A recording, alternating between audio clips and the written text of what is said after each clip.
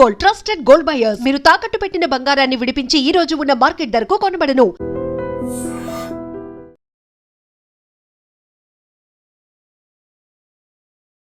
హరే కృష్ణ ప్రభుజీ. హరే కృష్ణ హరే కృష్ణ. అసలు ఏం చెబుతుంది భగవద్గీత మనందరికీ అంటే ఏం చెప్పొచ్చు అంటే? భగవంతుడు అంటారు, ఆయన ఏంటి, ఆయన చేరుకోవటం ఎలా?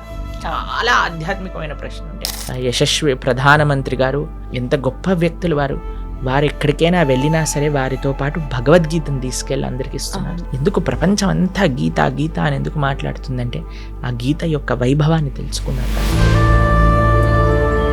కృష్ణుడు గీతలో చెప్పిన ఒక మాట, కర్మని చేయండి కానీ ఆ కర్మకు తగ్గ ఫలితాన్ని మాత్రం ఆశించకూడదు అని చెప్పి. అంటే మనుషులం అన్నాక ఖచ్చితంగా ఏదైనా చేస్తున్నాము అని అంటే దాని నుంచి ఏదో ఒకటి మనకు కొంత లాభం పొందాలి అనే ఆలోచన ఉంటుంది కదా ప్రభుజీ. ఎందుకని అలా చెప్పారంటారు కృష్ణుడు? ఫలాన్ని అపేక్షించక, ఫలాన్ని నేను దాచిపెడతాను, నీకు ఎప్పుడు కరెక్ట్ అప్పుడు నేను ఇస్తాను, నీ చేతుల్లో ఉంటే నువ్వు పాడు చేసుకుంటావు బాబు. ఇప్పుడు మీకెలా మీ పిల్లలు భగవంతుడికి మనందరం పిల్లలమే కదండి. ఆ ప్రేమతో భగవానుడు చెప్పిన మాట అండి. ప్రభుజీ, కృష్ణుడు ఇప్పుడు అర్జునికి గీత గురించి అంతా కూడా బోధించాడు, మా అందరికీ తెలిసిందంతే. కానీ అర్జుని కన్నా ముందర కూడా గీత కృష్ణుడు ఎవరికో బోధించారని చెప్పి భగవద్గీతలోనే చెప్పారు. ఆయన వివస్వాన్ అనే సూర్య భగవానుడికి బోధించారట.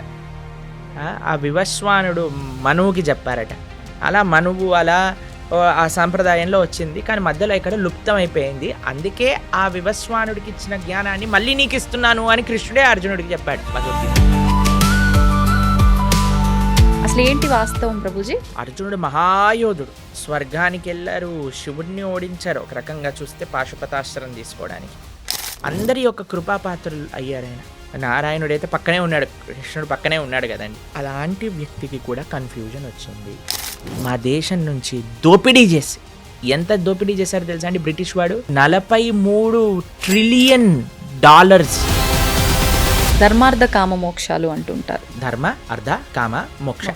ధర్మాన్ని అర్థాన్ని కలపండి, కామాన్ని మోక్షాన్ని కలపండి. అర్థం అంటే ఏంటో తెలుసా అండి? ఐశ్వర్యం. కానీ ఇదంతా ఉల్టా జరుగుతుంది కదా ప్రభుజీ ప్రస్తుతం. ఇప్పుడు ఏం చేసినా దీనికోసం. పిల్లవాళ్ళకి మీరు చూడండి, ఫోన్లో ఒకసారి ఐకాన్స్ అన్నీ కూడా ఇలా పెద్దగా అయిపోయాయి అనమాట. దాన్ని నొక్కలేకపోతున్నాయి, ఏది నొక్కినా అలా ఇలా వెళ్ళిపోతుంది. మాకు ఏం అర్థం కావట్లేదు, ఏం చేయాలి. అసలు ఒక చిన్న పిల్లవాడు వచ్చాడు, ఏం చేయాల్సిన అవసరం లేదండి, ఇలా 3 సార్లు అనాలి, ట్యాప్ చేయాలి అంతే. ఇలాగానే ఆ ఐకాన్స్ అన్ని చిన్నగా అయిపోయి మళ్ళీ నార్మల్ ఫోన్ అయిపోయింది. నేను ఒడే నీకెలా తెలుసురా అంటే నేను ఇంటర్నెట్లో చదివాను అని అన్నారు. అందుకే మీరు చూడండి, మన భగవద్ ధర్మ ప్రచార మార్గంలో ఏవో నీళ్ళు చల్లుతుంటారు, ఏవో పూస్తుంటారు, ఏవేవో చేస్తుంటారు, పిచ్చిగా డాన్స్ లేటాలు. వాళ్ళకి ఏమైందో అసలు, అలాంటి మూర్ఖులు ఎలా ఉంటారనిపిస్తుంది. నమస్కారం, వెల్కమ్ టు ఐ డ్రీమ్. ధర్మ మార్గం విత్ విజిత కార్యక్రమానికి స్వాగతం. సాధారణంగా ప్రతి ఒక్కరూ చెప్తూ ఉంటారు, గీత అనేది మనం నేర్చుకుంటే గనక, మనం గీత చదవడం ప్రారంభిస్తే గనక మన లైఫ్ అనేది ఖచ్చితంగా చేంజ్ అవుతుంది అని చెప్పి. అసలు నిజంగా గీత వల్ల మనం ఏం నేర్చుకుంటాము, గీత ఏం చెప్తోంది మనందరికీ, ఇలాంటి విషయాలన్నీ కూడా ఎవరినైతే అడిగితే మనకు కరెక్ట్ సమాధానం దొరుకుతుందో ఆ పర్సనే మన ముందున్నారు. వారెవరో కదండి, మనందరికీ ఎంతో ఇష్టమైన, ఎంతో సుపరిచితులైన ప్రణవానంద దాస్ గారు ఇప్పుడు ప్రభుజీతో మాట్లాడి ఈ విషయాలన్నీ కూడా కూలంకషంగా తెలుసుకునే ప్రయత్నం చేద్దాం. హరే కృష్ణ ప్రభుజీ. హరే కృష్ణ హరే కృష్ణ. ప్రభుజీ, గీత అసలు భగవద్గీత అనగానే ఈ మధ్యకాలంలో ఎంతో ప్రాచుర్యంలోకి వచ్చింది, అందరికీ తెలియని వాళ్ళకు కూడా తెలిసేటట్టుగా. కానీ అసలు ఏం చెబుతుంది భగవద్గీత మనందరికీ అంటే ఏం చెప్పొచ్చు అంటారు? అసలు మనం ఏంటి, భగవంతుడు ఎవరు, మనకి భగవంతుడికి ఉండే సంబంధం ఏంటి, భగవంతుని ఎలా చేరుకోవాలి, అసలు ఈ ప్రపంచం ఏంటి? చాలామందికి ఈ ప్రశ్నలు ఉంటాయండి. ఈ ప్రపంచం ఏంటి, నేను ఎందుకున్నాను, ఈ ప్రపంచంలో నేను ఏం చేస్తున్నాను, అసలు నా కర్తవ్యం ఏంటి, అసలు భగవంతుడు అంటారు, ఆయన ఏంటి, ఆయన చేరుకోవటం ఎలా? చాలా ఆధ్యాత్మికమైన ప్రశ్నలు ఉంటాయి. లేదా చాలామందికి ఇంకొక రకమైన ప్రశ్నలు ఉంటాయండి.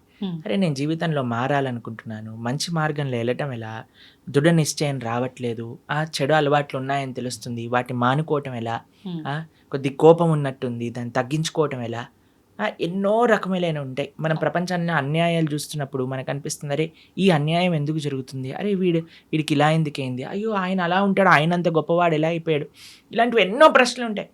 అసలు మీకు ఒక విషయం చెప్తాను, మనిషికి జీవనానికి సంబంధించిన ప్రతి ప్రశ్నను భగవద్గీత ఆన్సర్ చేస్తుంది.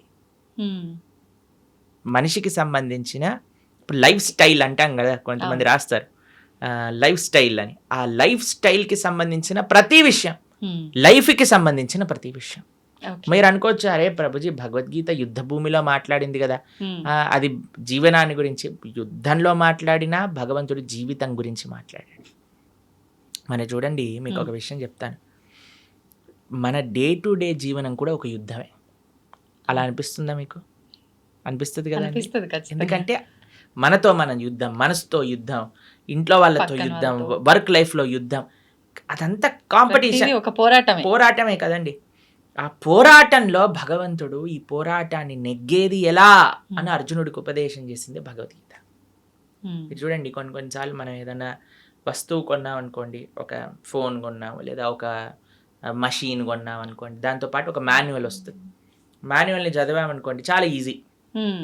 ఏ బటన్ నొక్కితే ఎలా యూస్ చేయాలి, ఏం చేయాలి, ఏది చేయాలని. హ్మ్. మొన్న ఏమైందంటే మా ఫోన్లో ఒకసారి ఇలా ఏమంటారు, ఆ ఐకాన్స్ అన్నీ కూడా ఇలా పెద్దగా అయిపోయాయి అనమాట. హ్మ్. దాన్ని నొక్కలేకపోతున్నా, ఏది నొక్కినా అలా వెళ్ళిపోతుంది. మాకు ఏం అర్థం కావట్లేదు, ఏం చేయాలి. అసలు చాలా కంగారు వేసింది. ఎందుకంటే మా సేవలో ఉంటాం కదా, సేవకు సంబంధించిన ఏదన్నా ఫోన్ వచ్చినా అటెండ్ అవ్వాలి. ప్లస్ మా గురువుగారి ప్రవచనాలన్నీ అందులోనే ఉంటాయి, హ్మ్. హ్మ్. శ్రవణం చేయడానికి ఉండదు మాకు. మేము కంగారు పడిపోతుంటే ఒక ఆయన అన్నారు, ఒక చిన్న పిల్లవాడు వచ్చాడు, హ్మ్. ఏం చేయాల్సిన అవసరం లేదండి, ఇలా 3 సార్లు అనాలి, ట్యాప్ చేయాలి అంతే. ఇలాగానే ఆ ఐకాన్స్ అన్ని చిన్నగా అయిపోయి మళ్ళీ నార్మల్ ఫోన్ అయిపోయింది. ఆ. నేను ఒడే నీకెలా తెలుసురా అంటే, నేను ఇంటర్నెట్లో చదివాను అని అన్నారు. ఆ. చూడండి, మనకి దేనికైనా అవగాహన ఉందనుకోండి. అవును. నాకు చాలా పెద్ద ప్రాబ్లం అనిపించింది. ఫోన్ పోయింది, ఫోన్ పోతే ప్రవచనాలు పోయాయి, కాంటాక్ట్స్ పోయాయి అని నేను కంగారు పడుతున్నా. అవును. కానీ చదివిన వాడు వచ్చాడు, ప్రశాంతంగా టిక్ టిక్ టిక్ అన్నాడు, ఫోన్ బాగా చేసేసాడు.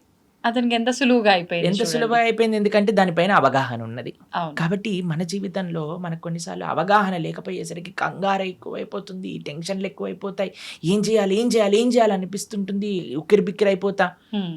కానీ అవగాహన తెలుసుకుంటే జీవితంలో ఈ కష్టం వచ్చినప్పుడు ఎలా ఉండాలి, ఈ ప్రశ్న వచ్చినప్పుడు దానికి సమాధానం ఏంటి, హ్మ్. ఆ అవగాహన మనకి ఇచ్చేది ఎవరు? హ్మ్. ఈ ప్రపంచాన్ని సృష్టి చేసిన వారే ఆ అవగాహన ఇచ్చారనుకోండి, ఇంకెంత బ్రహ్మాండంగా. ఇప్పుడు చూడండి, అవును. ఒక మెషిన్ ఎలా వాడాలని తయారు చేసిన వాడే ఇస్తాడు కదా. అవును. తయారు చేసిన వాడు ఇచ్చిన మాన్యువల్ని వదిలేసి అందరి ఇంట్లలోకి వెళ్ళి, అరే నీకు ఇలా తెలుసారా అంటే వాడు చెప్పొచ్చు, చెప్పకపోవచ్చు, తప్పు అది చెప్పొచ్చు, వాడి వర్షన్లో ఏదైనా మాత్రమే చెప్పొచ్చు. చెప్తాడు. కానీ ఎవరైతే ఆ మెషిన్ తయారు చేశారో వాడిని అడిగితే ఎంత బెస్ట్ అండి. అవును. అదే భగవద్గీత. హ్మ్. ప్రపంచాన్ని తయారు చేసిన వ్యక్తియే ప్రపంచం ఏంటి, నన్ను తయారు చేసిన వ్యక్తియే నువ్వేంటి, ఈ యొక్క కర్మాన్ని తయారు చేసిన వ్యక్తియే అసలు కర్మ ఏంటి, ఏం చేయాలి, ఏం చేయకూడదు, మొత్తం అసలు జీవనానికి సంబంధించిన విషయాలన్నీ హ్మ్. భగవద్గీతలో సాక్షాత్తుగా పరమాత్మ అర్జునుడికి చెప్పారు. అందుకే ప్రతి మనిషి, ప్రతి హిందువు కాదండి, ప్రతి మనిషి హ్మ్. భగవద్గీత తెలుసుకొని తీరవలసినదే. చిన్న పిల్లల నుంచి వృద్ధుల వరకు ఎంత త్వరగా జీవితంలో మనం భగవద్గీత తెలుసుకోగలిగితే మన జీవనం అంత బాగుంటుంది. హ్మ్. ఇప్పుడు చూడండి, మనం ఒక మెషిన్ తెచ్చాము, ఏదేదో వాడేసాము. ఒకసారి ఒకళ్ళు అడిగారనమాట, ఇది ఏంటి ప్రభుజీ లోపల పెట్టాము, బేక్ అవ్వట్లేదు అని. చాలాసేపు ఆలోచించి ఏమైందబ్బా అని మొత్తం పుష్ అని ఇట్లా పొంగింది, మళ్ళీ లోపలికి వెళ్ళిపోయింది అనమాట. అంత అయిపోయాక మొత్తం మాడిపోయింది, తీసేసరికి పొగలన్నీ వస్తున్నాయి. దాని తర్వాత మాన్యువల్ చదువుతున్నాయి. అది చేసిందంతా మాడిపోయాక చదవటం వల్ల ఏమి లాభం ఉంది చెప్పండి. అదే కదా. ఆ. తీసుకున్నప్పుడే చదివేసి చదవాలి. లోపల పెట్టుంటే ఎంత బాగుండేది, కేక్ ఎంత అవును. బాగా వచ్చేది, అవునా కాదా అవును. చెప్పండి. వాస్తవం. అలానే జీవితం మొత్తం కష్టాల పాలైపోయి, గొడవల పాలైపోయి, ఇబ్బందుల పాలైపోయి, లాస్ట్కి ఎప్పుడో నేను భగవద్గీత చదువుతా అనటం ఎంత అన్యాయం చెప్పండి. అవును. అందుకే పిల్లలకి నేర్పించాలి రామాయణం, భగవద్గీత. అప్పుడు వాళ్ళు మంచి మార్గంలో వెళ్ళగలుగుతారు. అందుకోసమే మనము ఒక కార్యక్రమాన్ని చేపట్టామన్నమాట. 7 జూలై 7th. తొలి ఏకాదశి మరుసటి రోజు. హ్మ్. తొలి ఏకాదశి అంటే తెలుగు వాళ్ళందరికీ ఒక మంచి పండగ, అంటే అవును. ఒక కొత్త ప్రారంభం ప్రారంభం. అలా అనుకుంటున్నాం. కాబట్టి తొలి ఏకాదశి, పరమ పవిత్రమైన ఏకాదశి తర్వాత నుంచి వచ్చే ద్వాదశి రోజు నుంచి హ్మ్. సాయంకాలం పూట 7:30 గంటల నుంచి ప్రతిరోజు 18 రోజుల పాటు 18 అధ్యాయాలు భగవద్గీత పూర్తి చేయబోతున్నాను చెప్పడం.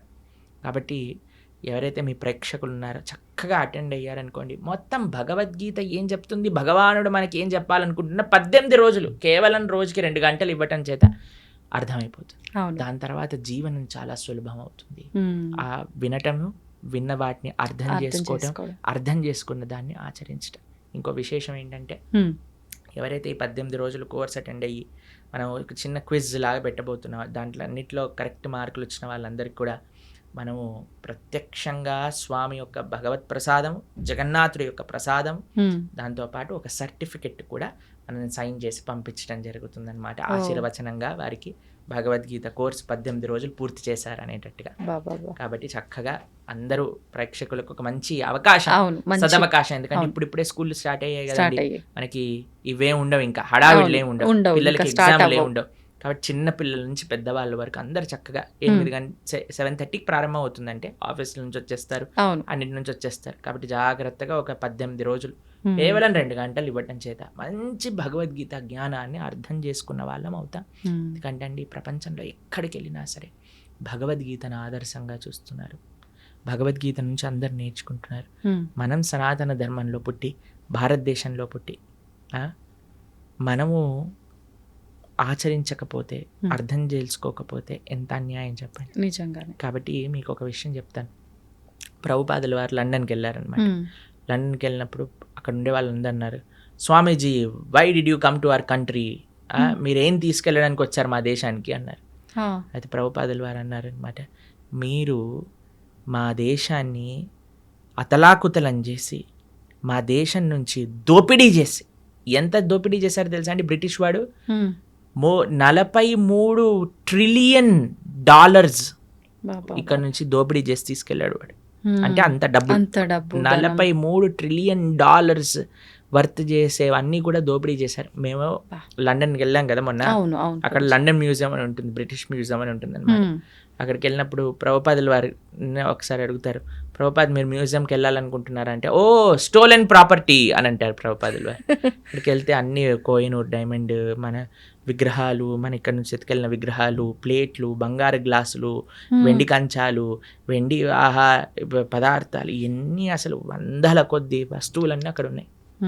మన సంపద అంతా అక్కడ మ్యూజియంలో పెట్టారు. మనం ప్రపంచంలోనే అందరికి మార్గాన్ని చూపించి అంత గొప్ప దేశంగా ఉన్న మన దేశం పైన పీక్కొని వాళ్ళంతా లూటీ చేసి, వాళ్ళ అనవసరమైన వాళ్ళకుండే అలవాట్లు, వాళ్ళకుండే పైశాచికత్వాన్ని అంతా జనాలకి అబ్బి, ఇప్పుడు కొంతమంది ఎలా తయారయ్యారటండి, బ్రిటిష్ వాడిని కీర్తిస్తున్నాడు. ఎందుకు సనాతన ధర్మం అన్నిటికంటే సేఫ్ అంటే తల్లిదండ్రుల పట్ల, దేశం పట్ల, నీ యొక్క సమాజం పట్ల బాధ్యతని నేర్పిస్తున్న ధర్మం ఏదైనా ఉంటే అది సనాతన ధర్మమే. కొంతమంది నిజమైన నీకు మంచి చేసిన వాడు బ్రిటిష్ వాడు అని చెప్పి వాడి వెనకాల వాడికి ప్రణామం చేస్తున్నారు. అలాంటి వాళ్ళు ఈ దేశానికి పట్టిన ఒక అన్నిటికంటే పెద్ద వ్యాధి అని చెప్పచ్చు. ఆ దేశాన్ని విభజన చేయడానికి ప్రయత్నం చేస్తున్నారు వాళ్ళు. కాబట్టి మన వాళ్ళు ఎలా మూర్ఖుల్లా వాళ్ళ వెనకాల పోతున్నారో నాకు తెలియదండి. దేశాన్ని అతలాకుతలం చేసి మొత్తం తీసుకెళ్ళిపోయారు ఇక్కడ నుంచి.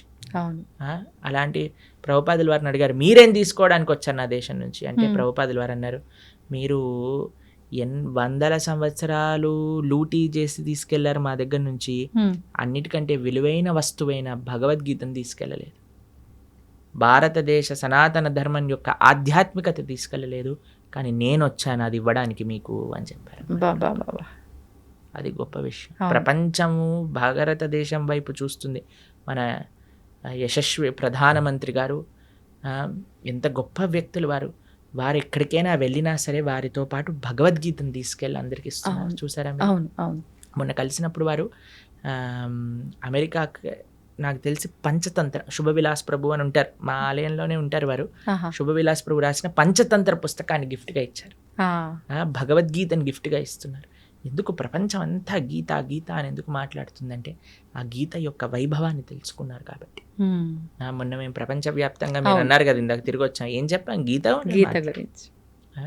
కాబట్టి మన హిందువులు సనాతన ధర్మంలో ఉండేవాళ్ళు ప్రాథమికంగా భగవద్గీతను నేర్చుకోవాల్సినదే.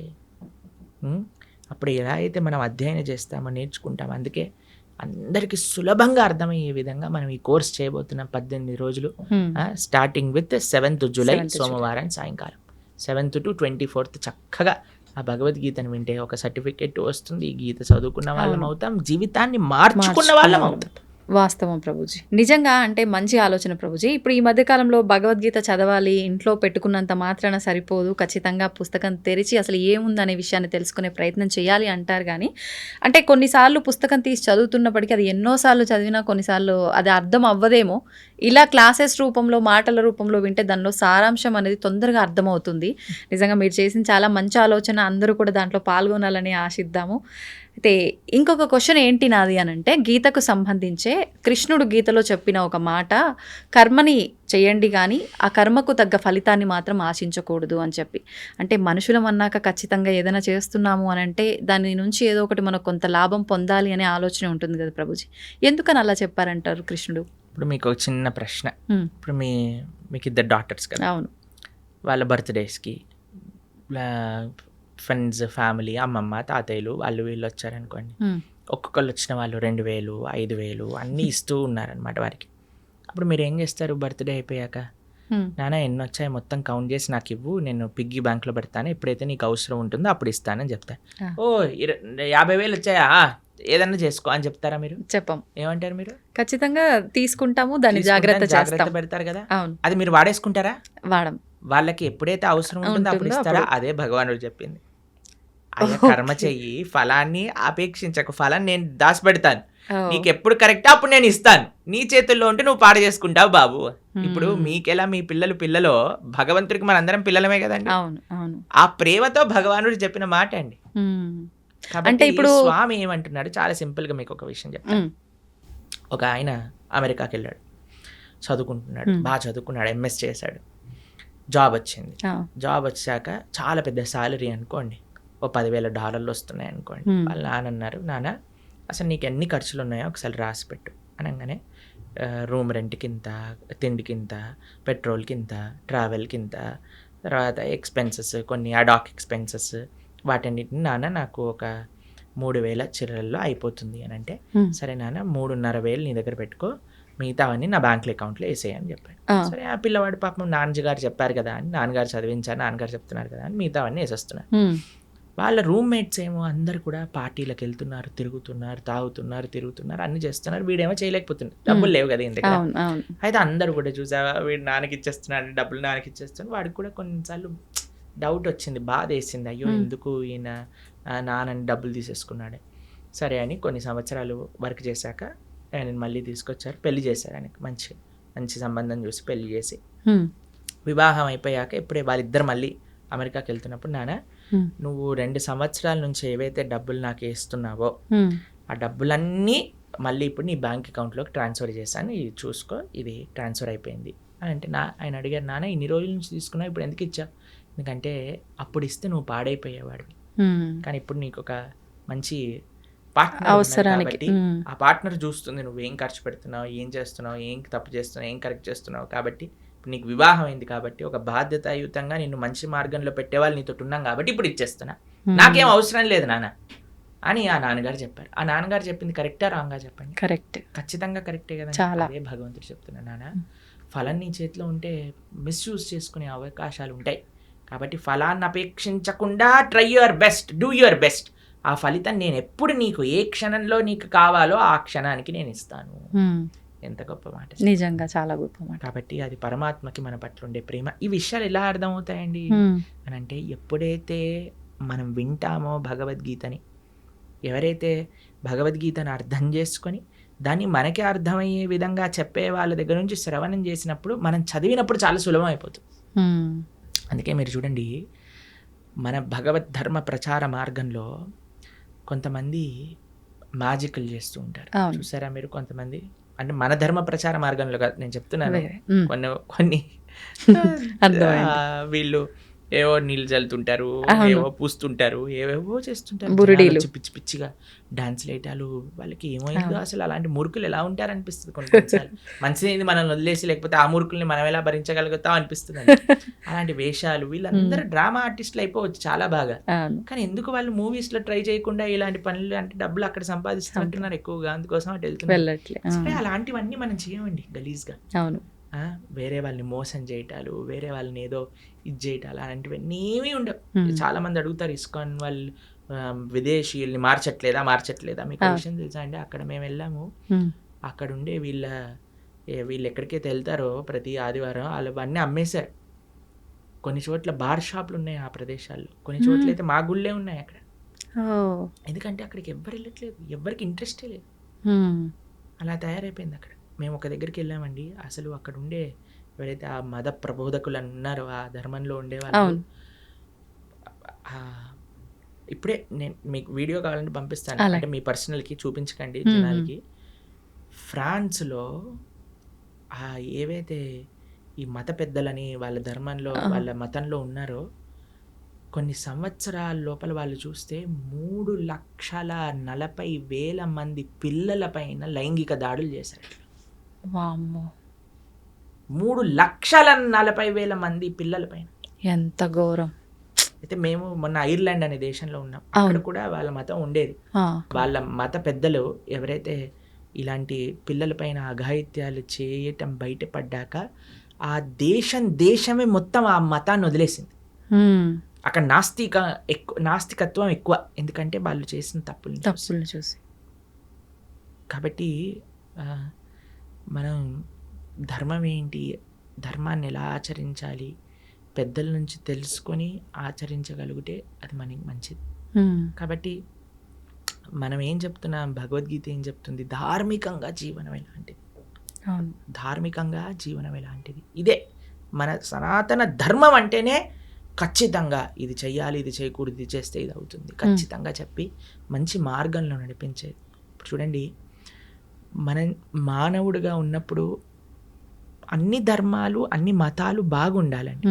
సనాతన ధర్మంలో మనం ప్రతిరోజు ఏం చేస్తామండి, లోకా సమస్తా సుఖినో భవంతు, సర్వే జనా సుఖినో భవంతు అని ప్రార్థన చేస్తా. ఇంతకంటే గొప్ప భావన ఇంకెవరికి ఉంటుంది చెప్పండి. కానీ మనకి అందరి ధర్మాలు బాగుండాలనే మనం అనుకుంటామండి, కానీ వేరే వాడు మన ధర్మాన్ని పాడు చేయాలి అని చూసినప్పుడు మనం ఉండకూడదు కదా, ఊరుకోవద్దు.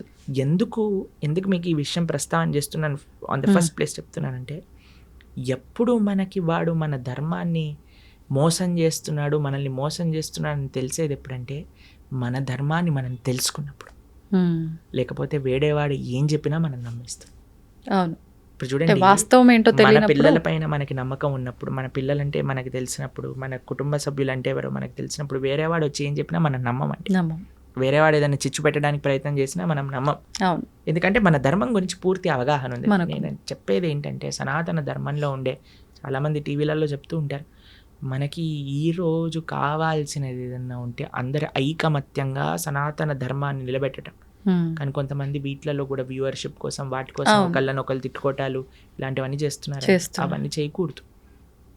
ధర్మం అంటే అందరు కలిసి కుటుంబంగా ఉండాలి. మంచిగా మనం ఉన్న వేరే మతాలు చేస్తున్న దాడులను మనం తట్టుకోగలుగుతాం. First education important. కాబట్టి నేను చెప్పేది ఏంటంటే, ప్రతి హిందువు భగవద్గీత వినండి, భగవద్గీతను చదవండి, కృష్ణుడు ఏం చెప్తున్నాడో వినండి. భగవద్గీత అన్ని సంప్రదాయాలు శాక్త, శైవ, వైష్ణవ, నానాపత్య, ఏ సాంప్రదాయం చెందిన వారైనా భగవద్గీత చదవాల్సిందే అండి. ఇంకా ఏ పుస్తకం చదివినా చదవకపోయినా భగవద్గీత చదవాల్సిందే. అది ఎందుకంటే భగవద్గీత అనేది సనాతన ధర్మానికి ఒక బేస్, అది ఫిలాసఫీ భగవద్గీతలో ఉన్నది. కాబట్టి అందుకోసం మనందరం ఈ 18 రోజులు ఏదైతే కార్యక్రమం చేయబోతున్నామో, ఇందాక మనం చెప్పుకున్నట్టుగా 7వ తారీఖు నుంచి, జూలై 7వ తారీఖు సోమవారం రాత్రి నుంచి ప్రణవానంద దాస్ ఛానల్ తెలిసింది కదా, అందులో మనకి లైవ్లో వస్తుంది. చక్కగా అటెండ్ అవ్వండి. ఎంత మార్పు మీరు చూస్తారో మీకే తెలుస్తుంది. అంటే ప్రతి మానవుడు అన్నాక ప్రతి ఒక్కరూ గీతని చదవాల్సిందే, వినాల్సిందే, ఆచరించాల్సిందే. ముఖ్యంగా ఇంకా హిందువులైతే అస్సలు పక్కన పెట్టాల్సింది లేదు. ఖచ్చితంగా. అంటే ఇప్పుడు ఎన్నెన్నో ఇబ్బందులు పడుతున్నాము, ఎన్నెన్నో ఇలా ఉండకూడదు, అలా ఉంటే బాగుంటుందేమో అని అనిపించినప్పటికీ అసలు ఏంటి కరెక్టు, మనం ఎక్కడి నుంచి స్టెప్ వేయొచ్చు, ఎలా వెళ్తే ధర్మంగా ఉంటుందని ఆలోచన వచ్చి కూడా తెలియక ఆగిపోయే వాళ్ళు ఉన్నారు. అటువంటి వాళ్ళందరికీ కూడా ఒక మంచి మార్గం దొరికిందనే చెప్పొచ్చు దీని ద్వారా. ప్రభుజీ, కృష్ణుడు ఇప్పుడు అర్జునికి గీత గురించి అంతా కూడా బోధించాడు, మా అందరికీ తెలిసిందంతే. కానీ అర్జుని కన్నా ముందర కూడా గీత కృష్ణుడు ఎవరికో బోధించారని చెప్పి వింటున్నాను. గీతలోనే చెప్పారు ఆయన, వివస్వాన్ అనే సూర్య భగవానుడికి బోధించారట. ఆ వివస్వానుడు మనువుకి చెప్పారట. అలా మనువు అలా ఆ సాంప్రదాయంలో వచ్చింది, కానీ మధ్యలో ఇక్కడ లుప్తం అయిపోయింది. అందుకే ఆ వివస్వానుడికి ఇచ్చిన జ్ఞానాన్ని మళ్ళీ నీకు ఇస్తున్నాను అని కృష్ణుడే అర్జునుడికి చెప్పాడు భగవద్గీతలో. కాబట్టి పరమాత్మ ఎన్నో రూపాల్లో మరలా అవతరించి ఆ ధర్మాన్ని బోధిస్తూ ఉన్నారండి.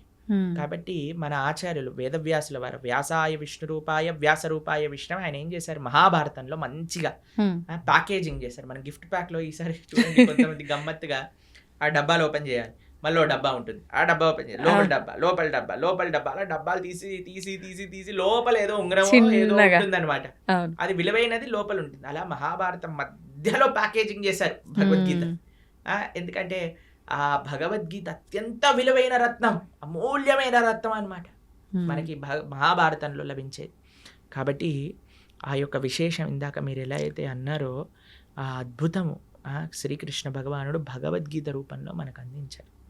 కాబట్టి దాన్ని అధ్యయనం చేయటం, అర్జునుడికి ఉపదేశం చేశారు అంటే అర్జునుడి యొక్క మాధ్యమంగా అందరికీ ఉపదేశం. ఇప్పుడు మీరు నన్ను ఇంటర్వ్యూ చేస్తున్నారు, మీకోసం చేస్తున్నారా? అందరి కోసం, అంతే కదా. అలా అర్జునుడు కూడా కృష్ణుడి ప్రశ్న అడిగి ఎందుకోసం? అర్జునుడి కోసము అందరి కోసం. కాబట్టి అర్జునుడు కూడా కృష్ణుడి దగ్గర ఇంటర్వ్యూ చేశాడనమాట. ఆ ఇంటర్వ్యూ ఏంటి? ఇప్పుడు చూడండి, అందరికి ఇంటర్వ్యూలు ఇష్టం, పాడ్కాస్ట్ ఆది పాడ్కాస్ట్ అన్నిటికంటే ఫస్ట్ జరిగిన పాడ్కాస్ట్ కృష్ణ అర్జున్ పాడ్కాస్ట్ అని. అక్కడి నుంచే ప్రారంభం అయింది అనమాట. ఏదైనా భగవంతుడి నుంచే ప్రారంభం అవ్వాలండి. కాబట్టి ప్రపంచంలో జరిగిన మొట్టమొదటి సూపర్ ఎక్స్ట్రాఆర్డినరీ పాడ్కాస్ట్ ఎందుకో తెలుసా అండి? యుద్ధం జరగబోతుంది, ఆ యుద్ధం మధ్యలో జరిగింది పాడ్కాస్ట్ అనమాట. అవును. కాబట్టి చక్కటి భగవద్గీత అర్జునుడి యొక్క మాధ్యమంలో ప్రతి జీవుడికి భగవంతుడు ఉపదేశం చేసిన భగవద్గీతని ప్రతి హిందువు మీరు అన్నట్టుగా తప్పకుండా చదవాలి, అర్థం చేసుకోవాలి, ఆచరించాలి. ప్రభుజీ, ఇప్పుడు అర్జునుడికి చెప్పాల్సిన సిచ్యువేషన్ అక్కడ ఎందుకు ఏర్పడింది అంటే కొంతమంది కొన్ని రకాలుగా చెప్తారు. అంటే అక్కడ ఉన్నదంతా నా వాళ్ళే, నేను వాళ్ళని ఎలా చంపుతాను అనే భావన అర్జునులో వచ్చింది. కాబట్టి దీన్ని కనుక అతనికి ఉపదేశిస్తే దానివల్ల ఇక్కడ జరగాల్సిన క్రతువు అంతా కూడా కరెక్ట్గా జరుగుతుంది ఒకటి. ఇప్పుడు మనం అనుకున్నట్టుగా అందరికీ ఒక మెసేజ్ ఇవ్వడం కోసం అని ఒకటి. అసలు ఏంటి వాస్తవం ప్రభుజీ? ఇప్పుడు మీకు ఒక విషయం చెప్తాను. చాలాసార్లు మనకి ఒక సందిగ్ధ పరిస్థితిలో ఉంటాం, కన్ఫ్యూజన్. అవును. అర్జునుడు మహాయోధుడు, స్వర్గానికి వెళ్ళారు, శివుడిని ఓడించారు, ఒక రకంగా చూస్తే పాశుపతాస్త్రం తీసుకోవడానికి. అలాంటి వారు కూడా రాత్రులు కూడా ప్రాక్టీస్ చేసి, అసలు యుద్ధ విద్య అంటే అర్జునుడే. అందరి యొక్క కృపాపాత్రులు అయ్యారు ఆయన. ఆ ఇంద్రుడి యొక్క కృపాపాత్రులు అయ్యారు, పరమశివుడి యొక్క కృపాపాత్రుడు అయ్యాడు. నారాయణుడు అయితే పక్కనే ఉన్నాడు, కృష్ణుడు పక్కనే ఉన్నాడు కదండి, ఇంకా దానికంటే గొప్ప విషయం ఏం కావాలి. అలాంటి వ్యక్తికి కూడా కన్ఫ్యూజన్ వచ్చింది. ఎందుకు? అర్జునుడికి కన్ఫ్యూజన్ రాలేదండి, మనందరికీ అలాంటి కన్ఫ్యూజన్ స్టేట్ వస్తుంది. కరెక్ట్. ఆ కన్ఫ్యూజన్ నుంచి బయటపడటం భగవద్గీత నేర్పిస్తుంది. మీకు ఒక చిన్న విషయం చెప్తాను. జనాలు ఏమంటారు తెలుసా అండి, కృష్ణుడు యుద్ధాలు చేయిస్తాడు, అన్నతమ్ముల మధ్యలో యుద్ధాలు చేయించాడు, చిచ్చులు పెడతాడు. ఇప్పుడు మీకు ఒక విషయం చెప్తాను. అర్జునుడు యుద్ధం పరిస్థితి రాకముందు కృష్ణుడు ఎన్నోసార్లు దూతగా వెళ్ళాడండి, యుద్ధం వద్దు చెప్పడానికి. ఏమన్నాడు తెలుసా అండి? రాజ్యం కాదు, నిజంగా చెప్పాలంటే రాజ్యానికి హక్కు పాండవులకి, రాజ్యం ఇవ్వద్దు, కనీసం 5 గ్రామాలు ఇవ్వండి చాలు, 5 ఊళ్ళు ఇవ్వండి చాలు అని అన్నారు. 5 ఊళ్ళు కాదు కదా. దుర్యోధన ఏమంటాడంటే, పిన్ ఉంటుంది కదా, గుండు సూది, సూది పెట్టినంత జాగ కూడా ఇవ్వను అని అంటాడు. ఇప్పుడు మీకు ఇంకొక విషయం చెప్తానండి. ఒక ఆవిడ వచ్చింది నా దగ్గర, కృష్ణుడు ఏంటండి ఇలా యుద్ధం చేయిస్తాడా అని అంది. మీరు మరి ఆ స్త్రీని అవమానించిన వాళ్ళని ఏం చేయాలి? చంపేయాలండి. మరి దుర్యోధన దుశ్శాసనుడు చేసిన పని ఏంటండి? ద్రౌపదీదేవిని అవమానించింది వాళ్ళు కదా అని అండి. అయిపోయింది. మేమన్నా మరి ఏం చేయాలమ్మా, దుశ్శాసుని ఏమంటాం, దండేసి కూర్చోబెట్టాలి ఆసనం పైన, లేదు అని అంటే, అదే మరి కృష్ణుడు చేసిన పని, కృష్ణుడు ఎందుకు నిందిస్తున్నాం? ఎంత విచిత్రం చూడండి అసలు. ఇంకొక విషయం చెప్తాను మీకు, ఒక సిచ్యువేషన్ చెప్తానండి. ఒకళ్ళు పోలీస్ డిపార్ట్మెంట్లో పనిచేస్తున్నారండి. వాళ్ళ సొంత తమ్ముడే 10 మందిని హత్య చేశాడు. ఇప్పుడు ఈ పోలీసు వాళ్ళ తమ్ముడిని పట్టుకోవాలా, తమ్ముడని వదిలేయాలా? పట్టుకోవాలి, అదే ధర్మం కదా. ధర్మం కదా. తమ్ముడు కన్నా కూడా అంటారు కదా ప్రభుజీ పెద్దవాళ్ళే, తమ్ముడు అంటే ఏదో సామెత ఉంటది, మన వాళ్ళైనా సరే నీతి తప్పకూడదు, ధర్మంగా ఉండాలి అని అంతే చెప్పి. కదండి. మరి కౌరవులందరూ నీతి తప్పారు, అందుకు కృష్ణుడు యుద్ధం చేయమన్నాడు. అరే వాళ్ళని నువ్వు అన్నయ్యలుగా, తమ్ముళ్ళుగా, బావలుగా, మరుదులుగా చూడక నానా, వాళ్ళు అధర్మం అదే. చేసిన వ్యక్తులుగా చూసి వాళ్ళని శిక్షించు. Hmm. ఎందుకంటే నీకు ఆ రోలు, నువ్వు ఒక క్షత్రియుడివి, Hmm. క్షత్రియ ధర్మాన్ని అనుసరించి నువ్వు యుద్ధం చెయ్యి అని కృష్ణుడు చెప్పాడు. దీంట్లో ఏం తప్పుందా అండి? ఏం లేదు. ప్రపంచంలో అది చెయ్యట్లేదు కాబట్టి ఈరోజు బాధగా ఉన్నాం. ఎవడో ఒకడు ట్రాఫిక్ పోలీస్ దగ్గర పట్టుబడిన వాడు కూడా ఫోన్ చేసి మా బావ ఎవరో తెలుసా, మా అన్న ఎవరో తెలుసా అని బ్లాక్మెయిల్ చేస్తారు. ఆ వాడు ఏదో కుర్చీ పైన కూర్చున్నాడు, ఏ వాడిని వదిలేసే అంటాడు. ఏంటని అన్యాయమా? అన్యాయం. ఇప్పుడు ఈ రోజు వదిలేస్తే టోపీ పెట్టుకోనందుకు, దాన్ని ఏమంటారు, హెల్మెట్ పెట్టుకోనందుకు, కానీ చచ్చేది వాడే కదా. అవును, పైన ఉన్న వాడికి ఏమైంది, ఫోన్ చేసిన వాడికి ఏమైంది అంతే కదండి. కాబట్టి ఇది ప్రాబ్లం. అందుకే చూడండి, పెద్ద పెద్ద స్కామ్లు చేసిన వాళ్ళందరూ మంచిగా పార్లమెంట్లో కూర్చొని ఇది చేస్తున్నారు. ఎందుకు అని అంటే మన వాళ్ళు కదా, మా వాళ్ళు హవా కదా అని నడుస్తుంది. వదిలేస్తున్నారు. కానీ అక్కడ వదలరు కదా. అక్కడ వదిలేడు కదా. కాబట్టి అందుకే మనం జాగ్రత్తగా ఉండాలి. అందుకే భగవంతుడు ఏది చేసినా, భగవంతుడు జనాలు భగవంతుడికి ధర్మాధర్మ విచక్షణ చేస్తుంటాడు. కృష్ణుడు అధర్మం చేశాడు, కృష్ణుడు ధర్మం చేశాడు, అలా ఉండదయ్యా. భగవంతుడు ఏమి చేస్తే అది ధర్మం అవుతుంది, భగవంతుడు ఏది చెప్తే అది నిజం అవుతుంది. ఇప్పుడు చూడండి, ప్రైమ్ మినిస్టర్ ఏదన్నా ఆర్డర్ చేశాడు అనుకోండి, ఇప్పుడు చూడండి మనకి నోటు బందీ అని చేశారు. నోటు బందీ, నేను నోటు బందీ చేయను, ఎంత ధైర్యం నీకు నోటు బందీ చేస్తా అంటే ఏమైనా ఇద్దా అండి? నోటు మూసుకొని మనమే డబ్బులు మార్చుకుంటాను 2 రోజులు అడిచినా సరే. అంతే. అవును కదండి, ఎందుకంటే నువ్వు జీవించాలి. కాబట్టి జనాలందరూ భగవంతుడిని అంటున్నారు. అలా కాదయ్యా, భగవంతుడు చెప్పింది నువ్వు వినాలి, నువ్వు చెప్పింది భగవంతుడు వినాడు. ఇది మనం తెలుసుకోవాల్సి. అంటే మనం ఎంతసేపు అజ్ఞానంలో ఉన్నాం. అంతే కదండి, అజ్ఞానాన్ని వీడి మనం బయటికి రాలేకపోతున్నాం. అంతే కదా. కాబట్టి ఇది మనం గుర్తుపెట్టుకోవాల్సిన విషయం. కాబట్టి మనకి తెలియదు, నీకు అర్థం కావట్లేదంటే నువ్వు తెలుసుకో, అంతేగాని భగవంతుడిని మార్చుకోవద్దు అనుకోడు. కాబట్టి మనం అందుకే చెప్తున్నాను, ఎక్కడొస్తుంది అంటే శాస్త్రీయమైన శ్రద్ధ ఎప్పుడైతే ఉంటుందో, ఎప్పుడైతే మనం వినయంగా నేర్చుకుంటామో తత్వాన్ని, అప్పుడు మనకి ఏ పరిస్థితిలో ఉన్నా సరే ఆ ధర్మం గోచరిస్తుంది, ఆ ధర్మం మనల్ని కాపాడుతుంది. అది ముఖ్యం. ప్రభుజీ, ఇప్పుడు ధర్మార్థ కామ మోక్షాలు అంటుంటారు, దీన్ని ఎలా తీసుకోవాలి, ఎలా ఆచరించాలి? చూడండి, చతుర్విధ పురుషార్థములు అంటారు. అవును, ధర్మ, అర్థ, కామ, మోక్ష. చాలా సింపుల్గా చెప్తాను, చాలా అద్భుతమైన విషయం చెప్తాను మీకు. దీన్ని ఎలా జతపరచాలి అని అంటే, కామము మోక్షంతో, అర్థము ధర్మంతో. ధర్మ, అర్థ, కామ, మోక్ష అన్నారు కదా, 4 ఉన్నాయి. ఓకేనా? ధర్మాన్ని అర్థాన్ని కలపండి, కామాన్ని మోక్షాన్ని కలపండి. అర్థం అంటే ఏంటో తెలుసా అండి? ఐశ్వర్యం, డబ్బులు. దేంతో కలపమన్నా? ధర్మంతో. అంటే మనం సంపాదించే ప్రతి రూపాయి కూడా ధార్మికంగా సంపాదించాలి, ధర్మం కోసం ఖర్చు పెట్టాలి.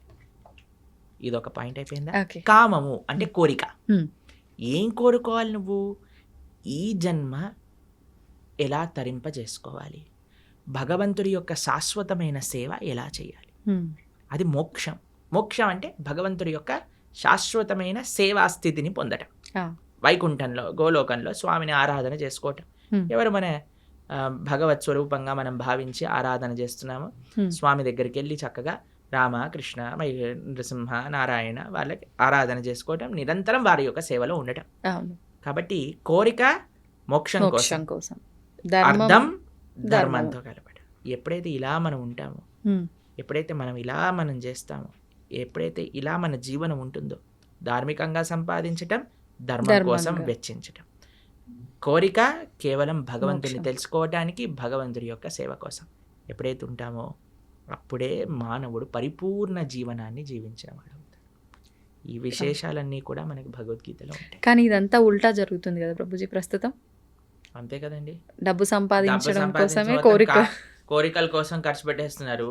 ధర్మము, మోక్షం అయితే తెలియదు. అవును, ఇప్పుడు ఏం చేసినా దీనికోసం. పిల్లవాళ్ళకి మీరు చూడండి, బాగా చదువుకోవాలి నాన్న, అప్పుడే డబ్బులు బాగా వస్తాయి, డబ్బులు బాగా వస్తే సుఖంగా ఉంటావు. చిన్నప్పటి నుంచి వాడికి 2 విషయాలు చెప్తున్నాను కదండి. బాగా సంపాదించి మంచి జాబ్ వస్తే మంచి పెళ్ళాం ఉంటుంది, కథం అయిపోయి జీవితం నీకు ఖతం. నచ్చినట్టుగా ఉండగలుగుతావు అయిపోయింది ఫ్యూచర్ జీవితాన్ని అన్యాయం. అక్కడ చిన్న పిల్లవాడికి డబ్బులు సంపాదించు సుఖంగా ఉండి ఈ 2 విషయాలు చెప్పి పెంచితే రేపు ప్రొద్దున వాడికి డబ్బులు సంపాదించలేని పరిస్థితి ఒకవేళ వచ్చింది అనుకోండి, వాడు చచ్చిపోదాం అనుకుంటున్నాడు. మళ్ళీ వాడు ఇంకా వేరే దారుల్లో ఎలా అయినా డబ్బు సంపాదించే ప్రయత్నం కూడా చేస్తాడు. అంతే కదండి. ఇప్పుడు బెట్టింగ్లన్నీ ఎందుకు చేస్తున్నారు, ఇప్పుడు ఈ యాప్లన్నీ ఎందుకు వస్తున్నాయి, ఎందుకు ఇంతమంది? నేను కాలేజ్లో ఇంజనీరింగ్ చదువుతున్న రోజులలో ఎంతమంది అండి బెట్టింగ్లు పెట్టి ఇంట్లలోంచి లక్షలు డబ్బులు తెచ్చి అక్కడ పెట్టేసి కొట్లాడుకొని నెత్తుర్లు వచ్చి పెద్ద పెద్ద గ్యాంగులు ఏర్పడి, అసలు ఎంత అన్యాయం అంటే అంత అన్యాయం. ఎందుకోసం అండి? డబ్బులు ఉంటే సుఖంగా, డబ్బులు అవసరమే అండి. ఎవరు చెప్పలేమండి డబ్బులు ఉండకూడదు, డబ్బులు లేవు, కష్టపడు, ధార్మికంగా ఉండు. అన్నిటికంటే మీకు ఏం తెలుసా అండి, డబ్బుల కంటే ముఖ్యం స్వాంతన అంటే సాటిస్ఫాక్షన్. ఎంతున్నా సరే దాంట్లో సుఖంగా ఉండేవాడు కదండి. ఇప్పుడు చూడండి, రోజంతా నేను పని చేస్తాను, నిద్రపోయేటప్పుడు నిద్ర మాత్రలు మింగి పడుకుంటాను అనేవాడి కంటే కూలీ నాలి చేసుకొని 500-600 రూపాయలు సంపాదించి హాయిగా పడుకునేవాడు మెయిల్ కాదా చెప్పండి? అదే మేలు. అవును. కాబట్టి ఇప్పుడు హోటళ్ళల్లోకి వెళ్ళి తిని దాన్ని డైజెస్ట్ చేసుకోవడానికి మెడిసిన్లు వేసుకొని ఇలా ఉండే బ్రతికేవాడికైనా చద్దన్నము మజ్జిగ కారం పెట్టుకొని తినేవాడు, ఆ అన్నం కరెక్ట్గా ఒక పూట కడుపులో టైంకి తినేవాడు మంచివాడు కాదంటారా చెప్పండి? కాబట్టి సుఖం ఎక్కడుంది అంటే నీ భావనలో ఉన్నది. స్వాంతన అది ముఖ్యం. అన్ని కోట్లుగా సంపాదించి సుఖం లేదు స్వాంతన లేదు అన్నవాడికి మనం ఏం చేయగలుగుతాం చెప్పి. కాబట్టి భగవద్గీత ఒక ఓవరాల్ ఒక మంచి కంప్లీట్నెస్ని జీవితానికి ఇస్తుంది. అందుకే మనకి భగవద్గీత యొక్క విశేషం ఎన్నోసార్లు చెప్పుకున్నా. అందుకే మనం అనుకుంటున్నాం ఈ సంవత్సరం ఈ జూలై 7వ తారీఖు నుంచి 18 రోజులు భగవద్గీత కోర్స్ చేయటం వల్ల కనీసం యువత, ఎవరైనా చిన్నపిల్లలు పెద్దవాళ్ళు మిగతా ముఖ్యంగా యువకులు కానీ చక్కగా వచ్చి, అందుకే మీ ప్రేక్షకులందరికీ చెప్పేది ఏంటంటే, ఇంటిల్లిపాది ఎలా అయితే మీరు సీరియల్లను చూస్తారో, ఆ రియాలిటీ షోలను చూస్తారో అందరు కూర్చొని, ఆ సినిమాలు ఎలా అయితే చూస్తారో, న్యూస్ ఎలా అయితే చూస్తారో, అలా ఇంటిల్లిపాది కూర్చొని భగవద్గీత కూడా శ్రవణం చేయండి. ఆ శ్రవణం చేయగలిగితే మొత్తం ఇల్లంతా ఒక మంచి మార్పుని పొందుతుంది, దాంట్లో ఎటువంటి సందేహం లేదు. కాబట్టి ఈ యొక్క కోర్స్ జూలై 7వ తారీఖు ప్రణవానంద దాస్ ఛానల్లో 7:30కి సాయంకాలం 7:30 నుంచి 9 గంటల వరకు చక్కగా శ్రవణం చేయండి. ఎన్నో మంచి మార్పులు మీరే మళ్ళీ మాకు చెప్తారు. అది తప్పకుండా ఆ కోర్సులో కలుసుకునే ప్రయత్నం చేద్దాం. మీరు కూడా రావడానికి ప్రయత్నం చేస్తామన్నారు, అవును కదా? ప్రయత్నిస్తాను రావడానికి, వీలైతే వస్తాను. ప్రభుజీ, మనకు అతి త్వరలోనే తొలి ఏకాదశి రాబోతుంది. ఇందాక మీరే చెప్పారు.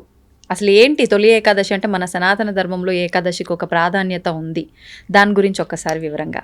ఏకాదశి అత్యంత పరమ పవిత్రమైన రోజు. ఏకాదశి ఉపవాసం, ఏకాదశి వ్రతం చేయకుండా ఎవ్వరు ఉండకూడదు. ఏకాదశి వ్రతం చేస్తే అన్ని వ్రతాలు, నోములు, పూజలు చేసిన ఫలితం వస్తుంది. ఏకాదశి వ్రతం చేయకుండా ఎన్ని చేసినా ఫలితం ఉండదు. అత్యంత ముఖ్యమైన వ్రతం హిందువుకి, సనాతన ధర్మానికి చెందిన వాళ్ళకి ఏదైనా ఉంటే అది ఏకాదశి వ్రతం. ఉపవాసము అంటారు. దగ్గరగా ఉండుట, భగవంతుడి దగ్గరగా ఉండుట, చక్కగా జపం చేసుకోవటం, భగవంతుడికి ఆరాధన చేయటం. ఏకాదశి ఉపవాసం ఎందుకు చేయాలి, ఎలా చేయాలి అని ప్రణవానంద దాస్ ఛానల్లో 2 వీడియోలు ఉన్నాయి, గంట సేపు. ఆ 2 చూసారనుకోండి, మొత్తం ఏకాదశికి సంబంధించిన మొత్తం తెలిసిపోతుంది. ఎందుకంటే అండి, ఏకాదశి చేయటం అనేది చాలా ముఖ్యం. ఎందుకంటే భగవత్ ప్రీత్యర్థం మన జీవితం ఉండాలి. భగవంతుడికి అత్యంత పరమ ప్రియమైన రోజు ఏదన్నా ఉంటే అది ఏకాదశి. భగవంతుడికే ప్రియమైన భక్తి అంటాం కదండి మనం. భక్తి జనని అంటే భక్తిని జనింపజేస్తుందట, మనందరికి ప్రధానిస్తుందట. ఆ రోజు ఏది అంటే ఏకాదశి. ఏకాదశి వ్రతం చేయటం చేత భక్తి వర్ధిల్లుతుంది, భక్తి పెరుగుతుంది, భక్తి వస్తుంది అని చెప్తారు. కాబట్టి అలాంటి ఏకాదశి వ్రతం చేయటంలో అత్యంత సావధానంగా ఉండాలి మనందరం. పాపం ఎవరైనా ప్రభుజీ ఇంతవరకు చేయలేదండి, ప్రారంభం చేస్తా, ఎప్పుడు చేయాలి అని అన్నారనుకోండి, తొలి ఏకాదశి లేదా దేవశయని ఏకాదశి అంటారు దీన్ని. భగవంతుడు ఆ రోజు యోగ నిద్రలోకి వెళ్తారట. గురక నిద్ర కాదు, యోగ నిద్రలోకి వెళ్తారు స్వామి తొలి ఏకాదశి రోజున. పార్శ్వ ఏకాదశి రోజు ఒక చేతి నుంచి ఇంకో చేతికి మారుతారనమాట. ఇలా మారుతాం కదా. అవును అవును. దాని తర్వాత ఉత్థాన ఏకాదశి రోజు భగవంతుడు లేస్తారట. పడుకోవటం అంటే అని నిద్రపోవటం కాదు, ఆయన యోగ నిద్ర. అంటే అంతరాత్మయి పరమాత్మ రూపంలో అందరినీ చూస్తూ ఉంటారు. ఇప్పుడు చూడండి, చిన్నప్పుడు ఎవరైనా మనల్ని ఇది చేయడానికి వచ్చారనుకోండి, వెంటనే కళ్ళు మూసుకొని పడుకున్నట్టు యాక్టింగ్ చేస్తారు. అప్పుడు వాళ్ళు ఏం చేస్తున్నారు చూస్తాను అనమాట. పర్వాలేదు బాగానే ఉన్నారన్న కలుపు తెచ్చి వచ్చారా మీరు అని అంటారు. లేకపోతే వాడు ఏదైనా తేడా చేశాడు అనుకోండి, వెంటనే మనం ఇది చేస్తాం. అవునా కాదు? అలాంటివి చేస్తూ ఉండే అట్లా భగవంతుడు కూడా చూస్తున్నాడు అనమాట. ఏం చేస్తాడు వీడు నిద్రపోయినప్పుడు అని. కాబట్టి ఈ 4 నెలలు కూడా చాతుర్మాస్యము అని అంటారు. వ్రతం పడతారు, యతీశ్వరులు వ్రతం పడతారు. అందరూ వ్రతం ఉంటుంది. ఎవరెవరికి ఆశ్రమ నియమం ప్రకారంగా నియమాలు ఉంటాయి. 4 వస్తువులు మానేయాలి అని చెప్తారనమాట. 1 నెల పెరుగు, తర్వాత పాలు, తర్వాత పాలకూర ఇత్యాది ఆకుకూరలు, దాని తర్వాత మినప్పప్పు. ఇలా 4 నెలలు ఒక్కొక్క ద్రవ్యాన్ని విడిచి ధార్మికంగా ఆధ్యాత్మిక కార్యక్రమాలు చేస్తూ అలా ఉండాలి అని చెప్తారు. కాబట్టి చాతుర్మాసం అనేది అత్యంత పరమ పవిత్రమైన మాసం. భగవంతుడి యోగ నిద్రలోకి ప్రవేశించే రోజు తొలి ఏకాదశి, ఆషాఢీ ఏకాదశి, ఆషాఢ మాసంలో వచ్చే ఏకాదశి. పండరీపురంలో పెద్ద ఉత్సవం చేస్తారనమాట. ఈ ఏకాదశికి లక్షల మంది, 10-15 లక్షల మంది వచ్చి దర్శనం చేసుకుంటారు. భగవాన్ ఉన్న ఆ రోజు పండరీపురంలో లక్షల మంది తుకారాం మహారాజ్ పుట్టిన ప్రదేశం, జ్ఞానేశ్వర్ మహారాజ్ పుట్టిన ప్రదేశం నుంచి నడుచుకుంటూ పాదయాత్రగా 20 రోజులు పాదయాత్ర చేసి పండరీపురాన్ని చేరుకుంటారు. చేరుకొని గొప్ప ఉత్సవం, దిండి యాత్ర, దేహు యాత్ర అంటారనమాట. చాలా అద్భుతమైన ఉత్సవం అక్కడ జరుగుతుంది.